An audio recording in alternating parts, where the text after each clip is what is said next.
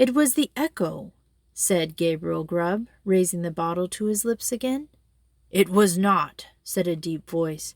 Gabriel stared up and stood rooted to the spot with astonishment and terror, for his eyes rested on a form that made his blood run cold. Seated on an upright tombstone, close to him was a strange, unearthly figure, whom Gabriel felt at once was no being of this world. His long, fantastic legs, which might have reached the ground, were cocked up and crossed after a quaint, fantastic fashion. His sinewy arms were bare. His hands rested on his knees. On his short, round body he wore a close covering, ornamented with small slashes. A short cloak dangled at his back.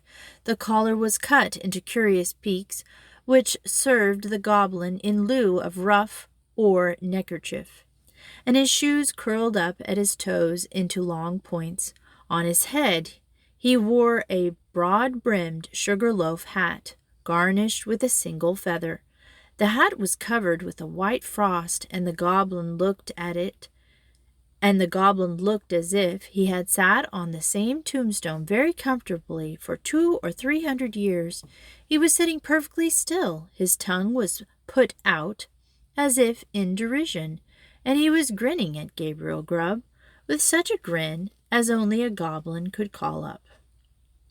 "It was not the echo," said the goblin. Gabriel Grubb was paralyzed and could not reply. "What do you do here on Christmas Eve?" said the goblin sternly. "I came to dig a grave, sir," stammered Gabriel Grubb. "What man wanders among graves and churchyards on such a night as this?" cried the goblin.